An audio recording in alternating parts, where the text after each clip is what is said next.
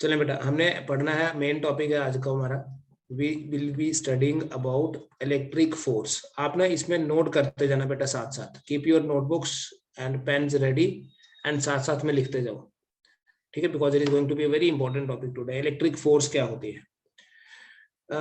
कोई भी चार्ज, जब भी कोई charge, whenever a charge is placed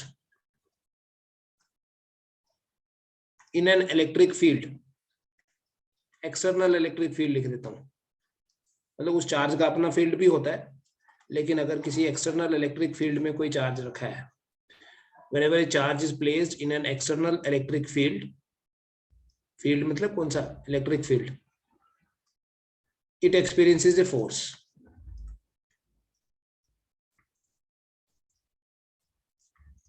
It experiences a force, and this force is known as electric force. कोई भी चार्ज जब किसी इलेक्ट्रिक फील्ड में रखा जाएगा, किसी एक्सटर्नल इलेक्ट्रिक फील्ड में, ठीक है, मैं आपको एक डायग्राम की हेल्प से समझाता हूँ। सपोज करो कि हमारे पास ये कोई इलेक्ट्रिक फील्ड है, मैं बेटा पैरेलल लाइन से रिप्रेजेंट कर रहा हूँ, just to have a uniform electric field. ये मेरे पास कोई इलेक्ट्रिक फील्ड है बेटा। इलेक्ट्रिक फील्ड की ऐसी डायरेक्शन बनाने का क्या रीजन हो सकता है कि मेरे पास इस तरफ कोई पॉजिटिव प्लेट होगी। कल आपको बताया था मैंने फील्ड लाइंस कैसे प्लॉट करते हैं। इस तरफ कोई पॉजिटिव प्लेट होगी और इस तरफ कोई नेगेटिव प्लेट होगी, और जब भी हमारे पास दो अपोजिटली चार्ज्ड प्लेट्स होती हैं, शीट्स होती हैं, तो उन प्लेट्स के बीच वाला जो रीजन है, उस रीजन में क्या होता है? यूनिफॉर्म इलेक्ट्रिक फील्ड होता है, एक कांस्टेंट इलेक्ट्रिक फील्ड होता है। नॉन यूनिफॉर्म भी हो सकता है, जस्ट फॉर सिंप्लिसिटी मैं एक यूनिफॉर्म इलेक्ट्रिक फील्ड ले रहा हूं। नाउ किसी चार्ज के लिए, मान लो मैं यहां पर कोई पॉजिटिव चार्ज रख लेता हूं, स्पेसिफिकली बोल रहा हूं मैं प्लस क्यू। इस चार्ज को हमने एक इलेक्ट्रिक फील्ड में रखा है, तो इस चार्ज के ऊपर फोर्स लगेगी। कितनी फोर्स लगेगी? अगर कोई charge, if A charge Q is placed in an electric field having intensity E, having intensity E, vector होता है, then force experienced by this charge is Fe लिख लेता हूं बेटा मैं। ये कहां से आया formula? You will tell me ये कहां से आया formula. F equals to Q into E। ये एक फोर्स है जो किसी चार्ज Q के ऊपर लग रही है। ये Q चार्ज है, देखिए इलेक्ट्रिक फील्ड में पढ़ा है, तो इसके ऊपर फोर्स लगी है। कहां से आया फॉर्मूला? हमने पढ़ा कि E जो है वो होता है F/Q0, अगर आपको याद हो तो वहां हम टेस्ट चार्ज की बात कर रहे थे, लेकिन फोर्स सिर्फ टेस्ट चार्ज के ऊपर थोड़ी ना लगती है, फोर्स तो किसी भी चार्ज पे लगेगी। इसलिए जरूरी नहीं है कि जब आप फोर्स को डिफाइन करोगे तब आप टेस्ट चार्ज ही लो। किसी भी चार्ज को जब हम किसी इलेक्ट्रिक फील्ड में रखेंगे, ठीक है, किसी एक्सटर्नल इलेक्ट्रिक फील्ड में अगर कोई चार्ज रखेंगे तो उस चार्ज के ऊपर फोर्स लगेगी। That force is Q into E। ठीक, समझना फोर्स लगी कैसे। बेटा ये हमारे पास पॉजिटिव चार्ज हमने लिया है, यहाँ वाले जो शीट का पॉजिटिव है ये इसको इधर रिपेल करेगा और ये नेगेटिव इधर अट्रैक्ट करेगा। तो इन दोनों की जो फोर्सेस लग रही हैं, उन्हीं के कारण ये नेट फोर्स लगेगी। एक ही तरफ लगेगी ना, देखो पॉजिटिव इसको इधर रिपेल करेगा और नेगेटिव इधर खींचेगा, राइट। फोर्स का मैग्नीट्यूड कितना होगा? Q into E। ये Q इंटू E है, अगर आपको खाली मैग्नीट्यूड लिखना है तो Fe is equal to Q into E। Fe is equal to Q into E। लेकिन अगर सोचो कि ये वाला जो चार्ज है, फिर हम एक इंपॉर्टेंट कंक्लूजन लिखेंगे and then will move let, आगे बढ़ेंगे। इसमें क्या है, मान लो हमारा ये जहां पर जो चार्ज रखा था ये पॉजिटिव था, अब की बार ये नेगेटिव चार्ज है, अब इस नेगेटिव चार्ज को ये जो पॉजिटिव प्लेट है ये इधर की तरफ अट्रैक्ट करेगी और जो नेगेटिव है वो इधर रिपेल करेगी। तो अब इसके ऊपर फोर्स इधर लगी। ये फॉर्मूला Q इंटू ई तो सेम रहेगा, लेकिन डायरेक्शन देखो, यहां पर डायरेक्शन लेफ्ट से राइट है और यहां पर डायरेक्शन राइट टू लेफ्ट है। अब इस चीज को आपने कैसे समझना है, देखो अगर कोई पॉजिटिव चार्ज होगा, ये इंपॉर्टेंट लाइन नोट कर लेना, a positive charge experiences force in the direction of field। Positive charge के ऊपर जो फोर्स लगती है वो उसी डायरेक्शन में लगती है जिस डायरेक्शन में फील्ड हो। देखो ये फील्ड की डायरेक्शन ऐसी है, लेफ्ट से राइट, और फोर्स भी इधर लग रही है। लेकिन एक नेगेटिव चार्ज जो होता है, but A negative charge experiences force opposite to the direction of field। सबसे इंपॉर्टेंट यही पॉइंट है, ठीक है। तो आप डायरेक्टली याद करोगे क्या चीज, कि कोई भी चार्ज जब किसी इलेक्ट्रिक फील्ड में होगा तो उस चार्ज के ऊपर फोर्स लगेगी। A charge in an electric field experiences force F is equal to Q into E। Q charge है, E इलेक्ट्रिक फील्ड है जिसमें वो पड़ा है। अगर वो पॉजिटिव चार्ज हुआ तो उसके ऊपर फोर्स उसी डायरेक्शन में लगेगी जिस डायरेक्शन में फील्ड है, और अगर वो नेगेटिव चार्ज हुआ तो फोर्स की डायरेक्शन अपोजिट लगेगी। ठीक है, इतना समझ में आया, इसको आप नोट करें।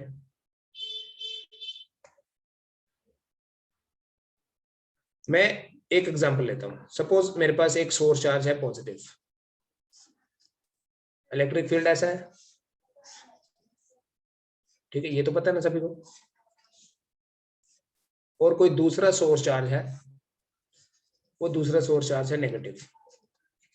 तो अब नेगेटिव चार्ज होता है जब, तो इलेक्ट्रिक फील्ड की डायरेक्शन कैसे होती है, इनवर्ड। इलेक्ट्रिक फील्ड लाइंस की पहली और सबसे इंपॉर्टेंट प्रॉपर्टी यही है, that the field lines start from the positive charge and at the negative charge. ये इलेक्ट्रिक फील्ड आ गया, ठीक है। अब इस इलेक्ट्रिक फील्ड में दोनों में दो केसेस दोनों में डिस्कस करेंगे। यहां मैंने रखा जी एक +1 कूलम का चार्ज, और यहां मैंने एक रखा -1 कूलम का चार्ज। इलेक्ट्रिक फील्ड की डायरेक्शन ये है फिक्स्ड। यहां भी मैंने रखा एक +1 कूलम और यहां ले लिया एक -1 कूलम। तो होता क्या है, कोई भी चार्ज जब किसी इलेक्ट्रिक फील्ड में होगा तो उसके ऊपर फोर्स लगती है। अब ये जो पॉजिटिव चार्ज है, इसको ये वाला पॉजिटिव रिपेल करेगा तो positive will go like this. ये तो वही डायरेक्शन है ना जो फील्ड की। लेकिन ये जो नेगेटिव चार्ज है इसके तो ये सोर्स चार्ज अट्रैक्ट करेगा तो फोर्स लगेगी अपोजिट। किसके अपोजिट, इलेक्ट्रिक फील्ड से अपोजिट। देखो इलेक्ट्रिक फील्ड बाहर की तरफ है, फोर्स अंदर की तरफ लग रही है, ठीक है। यही चीज अगर आप दूसरे में देखें, यहां पर एक पॉजिटिव चार्ज है आपके पास, ये पॉजिटिव चार्ज है, इसके ऊपर फोर्स लगेगी अंदर की तरफ। क्यों, क्योंकि ये नेगेटिव चार्ज इसको खींचेगा।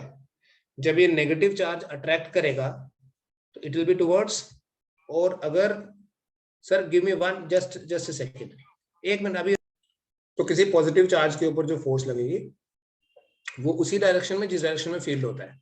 लेकिन देखो ये नेगेटिव है ना, इलेक्ट्रिक फील्ड की डायरेक्शन जो है वो इस टेस्ट चार्ज के बेसिस पे हमने एक बारी में फिक्स कर दी है, उसको नहीं हम चेंज करेंगे। और ये टेस्ट चार्ज आपने हमेशा ही पॉजिटिव लेना होता है। लेकिन कभी किसी सिचुएशन में अगर आपको नेगेटिव चार्ज दिया है तो आप इलेक्ट्रिक फील्ड की डायरेक्शन को चेंज नहीं करोगे, आप इलेक्ट्रिक फील्ड की यही डायरेक्शन है।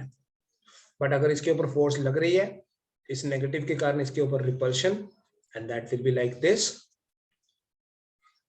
ठीक है। Not F, this will be basically not E, this will be F. ये फोर्स की डायरेक्शन है, फोर्स की डायरेक्शन इलेक्ट्रिक फील्ड से अपोजिट। तो किसी पॉजिटिव चार्ज के ऊपर जब भी फोर्स लगेगी वो उसी डायरेक्शन में लगेगी जिस डायरेक्शन में फील्ड होता है, और किसी नेगेटिव चार्ज के ऊपर जो फोर्स लगेगी वो अपोजिट है, ठीक है। Let us take one more example. तो हमारे पास ना देखिए दो चीजें याद रखें, दो फॉर्मूले याद रखें। एक तो F हो गया Q इंटू ई, आज पढ़ रहे हैं जो हम। आल्सो एक चीज ऑलरेडी हमें पता है, F equals to M into a. ठीक है, this will sometimes become M into g also, weight की बात करेंगे जब हम। ठीक है, इसकी बात करते हैं आज, एम ए या एम जी कब लिखना है और उसको यहाँ पर क्या रोल है। मान लीजिए ये मेरे पास एक कोई प्लेट है जो कि पॉजिटिवली चार्ज है, इसके नीचे यहाँ पर एक और प्लेट पड़ी है, प्लेट मतलब शीट। तो यहाँ मैंने क्या किया, जैसे आप मान लीजिए रूफ पॉजिटिव है और फ्लोर नेगेटिव है, तो इलेक्ट्रिक फील्ड ऐसा होगा, इलेक्ट्रिक फील्ड की ये डायरेक्शन होगी। इलेक्ट्रिक फील्ड की डायरेक्शन रैंडमली जब भी बताना है ना, तो सीधा बोलो पॉजिटिव से नेगेटिव। अगर नेगेटिव नहीं है तो पॉजिटिव से start, you remove the lower portion, और अगर पॉजिटिव नहीं है तो ऊपर वाला हटा दो, नेगेटिव पे खत्म। अब इस इलेक्ट्रिक फील्ड में मान लो यहाँ एक पार्टिकल रखा, थोड़ा बड़ा कर लेता हूं, एक पार्टिकल रखा, इस पार्टिकल का मास है m और इसका चार्ज है q। ऑब्वियसली बेटा इसका अगर मास m है तो इसका वेट mg होगा, वेट तो होता ही डाउनवर्ड है। ठीक, तो वेट डाउनवर्ड, लेकिन इलेक्ट्रिकल फोर्स भी डाउनवर्ड। क्यों इलेक्ट्रिकल फोर्स डाउनवर्ड है, देखो इसके ऊपर एक फोर्स ये नीचे लगी Q इंटू ई। कोई भी चार्ज जब इलेक्ट्रिक फील्ड में होता है तो उसके ऊपर फोर्स लगती है, एंड ऑब्वियसली इसका मास है तो इसका वेट भी होगा m into G. Now the question is, इस सिचुएशन में what will be, particle will come down क्योंकि दोनों फोर्सेस नीचे की तरफ है, what will be the net acceleration, what will be the downward acceleration. ठीक है, ये भी एनसीईआरटी बेस्ड क्वेश्चन है। फिर इसी को हम देखेंगे कि अगर हम इलेक्ट्रिक फील्ड को रिवर्स कर दें तो क्या होगा। ठीक है, लेट अस जस्टिफाई। देखिए दोनों फोर्सेस की डायरेक्शन सेम है, सो बेटा नेट फोर्स आपके पास आ जाएगी, इजी है वैसे, ये नेट फोर्स आपके पास आ जाएगी Q E, that is the electrical force, plus M G, that is the gravitational force. Gravitational force मतलब वेट। लेकिन इन जनरल एफ तो एम इंटू ए होता है, so can we write therefore m into a is equal to QE plus mg. So what will be a therefore? m से divide कर दो, ऐसे लिख दो mg plus QE, मैंने mg को पहले लिख दिया just to make it more simple, divided by m। ठीक है ना, डिवाइडेड बाय m। तो ये आ गया आपके पास a कितना, mg by m plus QE by m।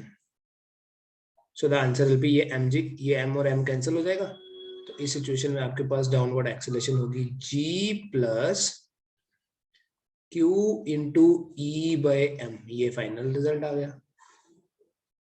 This is called as net downward acceleration, downward acceleration in an electric field. किसी इलेक्ट्रिक फील्ड में जिस इलेक्ट्रिक फील्ड की डायरेक्शन कैसी है, डाउनवर्ड। नाउ मैं इस सिचुएशन को थोड़ा सा चेंज करता हूं कि अगर इलेक्ट्रिक फील्ड की डायरेक्शन डाउनवर्ड नहीं है, मान लीजिए कि इस केस में हमारे पास ये सिचुएशन है कि जो अपर प्लेट है अभी वो नेगेटिवली चार्ज है, समझना बेटा इसको, और जो लोअर प्लेट है, सॉरी ये भी नेगेटिव है, जो लोअर प्लेट है वो पॉजिटिवली चार्ज है, और यहां एक ऑब्जेक्ट रख दिया जिसका चार्ज है Q और मास है M। अब इस सिचुएशन में क्या होगा,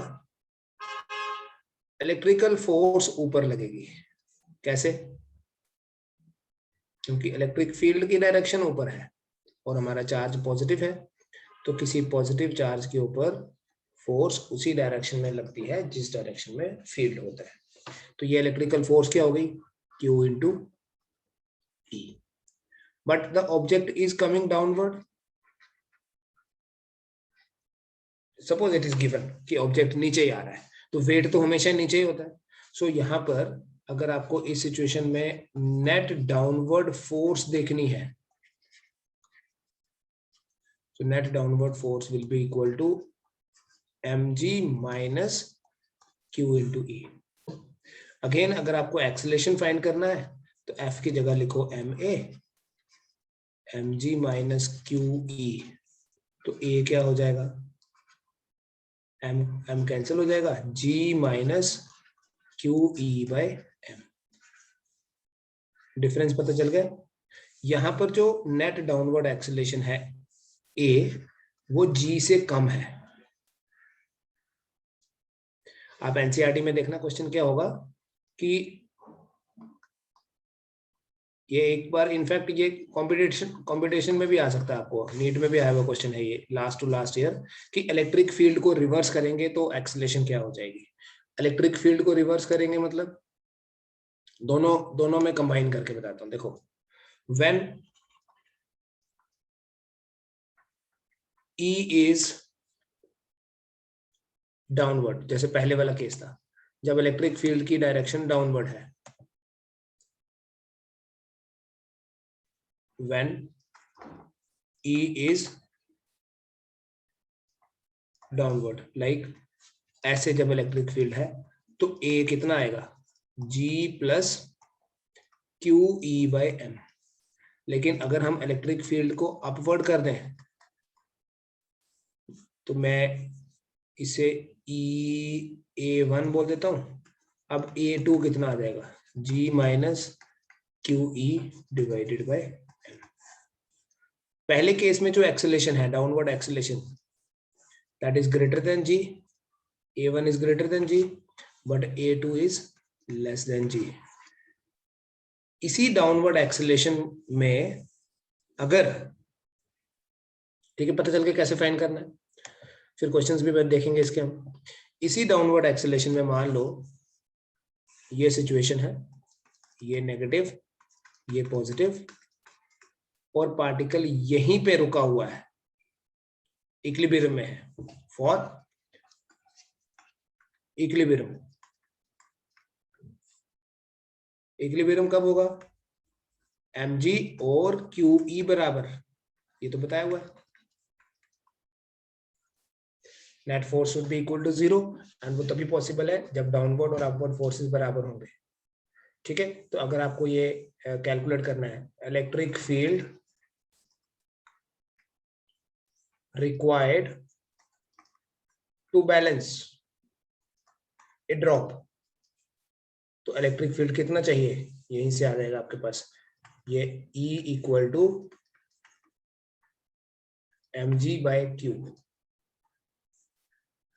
सिंपली याद रखो, इलेक्ट्रिक फील्ड कितना आ जाएगा, E मतलब mg मतलब weight divided by charge, weight divided by charge. This is the electric field required to balance a droplet. Now sometimes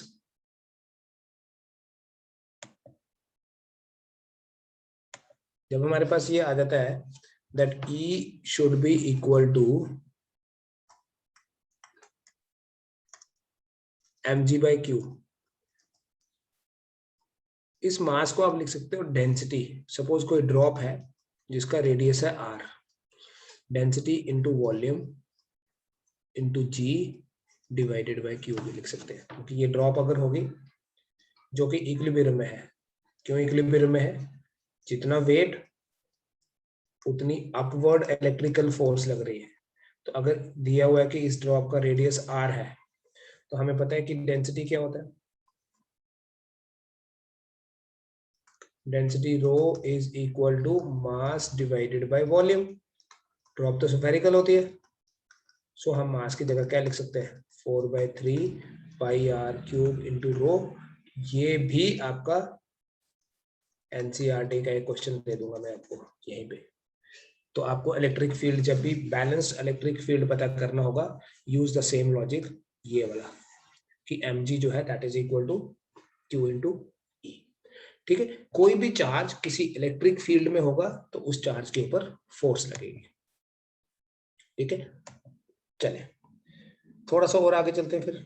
मान लो अब हमारे पास इलेक्ट्रिक फील्ड ऐसा है, हॉरिजेंटल इलेक्ट्रिक फील्ड है, this is the direction of electric field. ठीक है, और इस हॉरिजेंटल इलेक्ट्रिक फील्ड में कोई ड्रॉप यहां है जिसका वेट तो होते ही नीचे की तरफ है हमेशा। अब इसके ऊपर जो फोर्स लगेगी इधर लगेगी, हॉरिजेंटल फोर्स है तो ये हॉरिजेंटल डायरेक्शन है। अब मुझे बताओ कि इस पार्टिकल की नेट एक्सेलरेशन जो है वो कितनी होगी। This is question for you, अभी करें आप, आई एम वेटिंग। देखो बेटा, पहले आपको नेट फोर्स पता करनी है। नेट फोर्स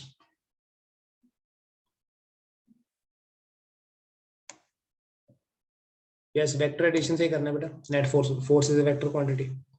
देखो इधर की तरफ जो फोर्स है वो है Q into E, this is one vector. और मैंने आपको ये बोल के बताया दिस इज हॉरिजेंटल, ये तो होती ही वर्टिकल है, this is M into G, weight तो होते ही वर्टिकल है। तो इन दोनों का जो रिजल्टेंट होगा, अगर उस रिजल्टेंट को मैं बोल दूं F, ठीक है, नेट फोर्स अगर F है, पहले दो केसेस में क्या था, एक केस में डायरेक्शन सेम थी, हमने ऐड कर लिया, दूसरे केस में डायरेक्शन अपोजिट, हमने सब्ट्रैक्ट कर लिया। तो बेटा यहाँ क्या आएगा, F स्क्वायर रूट ऑफ, दोनों परपेंडिकुलर है, याद है ना, जब दो वेक्टर्स परपेंडिकुलर होते हैं, square root of A square plus B square. ठीक है, राइट वेरी क्लियरली, सिर्फ एक पार्ट का स्क्वायर नहीं करना है, since they both are perpendicular. Again F तो होता है m इंटू ए। ठीक है, मैं इसके बाद यहां आ रहा हूं, so I write m into a is equal to square root of q square E square plus, ये इंडिविजुअल स्क्वायर रूट्स हैं, स्क्वायर्स हैं, कंबाइंड नहीं है कि आप कैंसिल कर दोगे। फिर अगर आपको ए पता करना है, नेट एक्सेलरेशन पता करने के लिए बोला था, तो ए आपके पास आ जाएगा, इस पूरे को, पूरी टर्म क्या है, Q square E square plus M square G square divided by M. तो या ऐसे करो, हो डिवाइड एम स्क्वायर कर दो, चलेगा, रूट से बाहर आएगा तो वही हो जाएगा। उससे क्या होगा, आप ये फाइनली लिख सकते हो ए कितना आया, now this is the final answer, मैं नीचे लिख रहा हूँ, a will be equal to square root of q e by m का होल स्क्वायर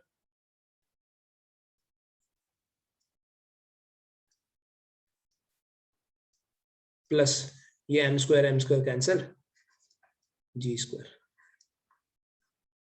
देख लीजिए, if you have any doubt you can ask me.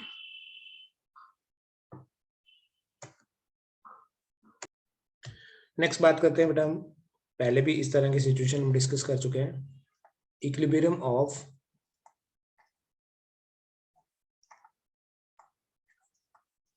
A suspended particle.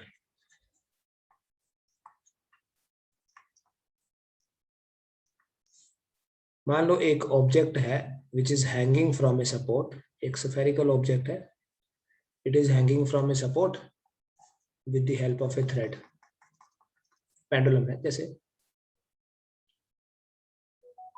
ठीक है, इसका मास है m और इसका चार्ज है q, ऑब्वियसली इसका वेट होगा mg।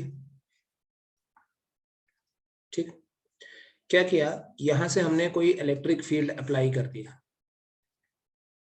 और इलेक्ट्रिक फील्ड में क्या हुआ, इसके ऊपर फोर्स लगी और ये ऐसे चला गया, इस फोर्स के कारण कितनी होगी, Q इंटू ई, ये तो mg है। क्वेश्चन ये है, उसके बाद ये यहां जाके रुक गया and it is at equilibrium. ये कौन सी सिचुएशन आ गई, ये इक्विलिब्रियम है। बेटा अगर इक्विलिब्रियम पे ये जो थ्रेड है ये वर्टिकल के साथ थीटा एंगल बना रही है तो पूछा जाएगा व्हाट इज थीटा। थीटा कितना है बताओ। या ये पूछा जाता है कि what is the tension in the string. इस टेंशन की वैल्यू कितनी होगी कब at equilibrium. What is tension in the string. तो सिंपल लॉजिक लगाएंगे जैसे पहले भी कर चुके हम। ये जो टेंशन टी है, tension T can be resolved into two components. कर सकते हैं। देखो ये टी ये थीटा तो इधर हो जाएगा टी कॉस थीटा। जहां थीटा होगा वो हमेशा कॉस कंपोनेंट होता है और ये हो जाएगा टी साइन थीटा। ठीक है, एक टी साइन थीटा और एक टी कॉस थीटा। अब कौन से दो कंपोनेंट है टी कॉस थीटा एंड दूसरा टी साइन थीटा जैसे कि फिगर में दिख रहा है सामने। अब सिंस यहां तो इक्विलिब्रियम है और अगर यहां इक्विलिब्रियम है for equilibrium T cos theta किसके बराबर होगा। या पहले टी साइन थीटा लिख लेते हैं। T sine theta will be equal to Q into E. Call this as first equation. दिख रहा है टी साइन थीटा ये है it is equal to Q into E. T cos theta ऊपर है तो नीचे क्या है वेट। तो T cos theta is equal to M into G. This is the second equation.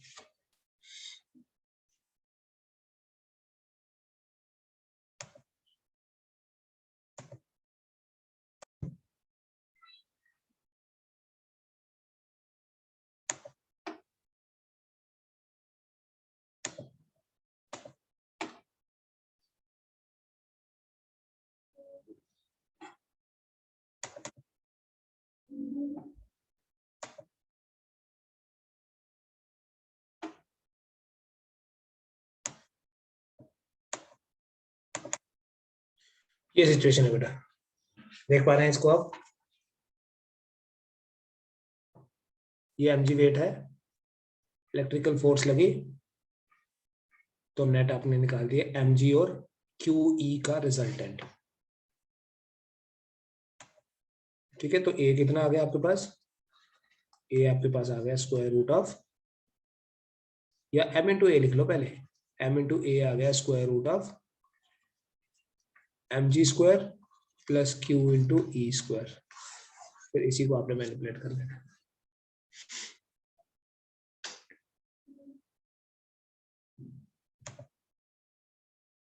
ठीक है बेटा,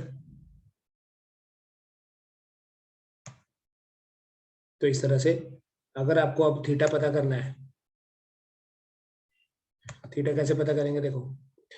इस टेंशन टी को, यहां टेंशन होगी टी, ठीक कर लेते हैं पेन को।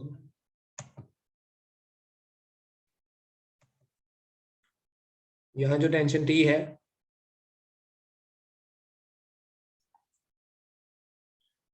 इसके कंपोनेंट्स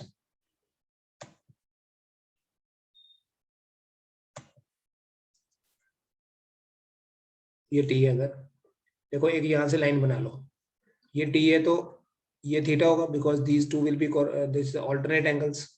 तो अगर ये टी है तो ये हुआ बेटा टी कॉस थीटा, दोबारा से बता रहा हूं, और ये हुआ T sine theta.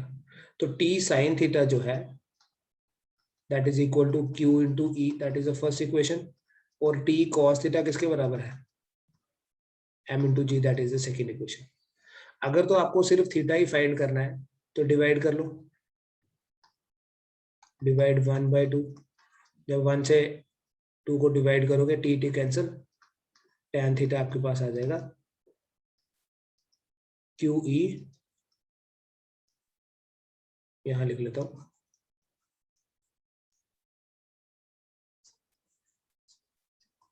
tan theta will be equal to Q E divided by M ji.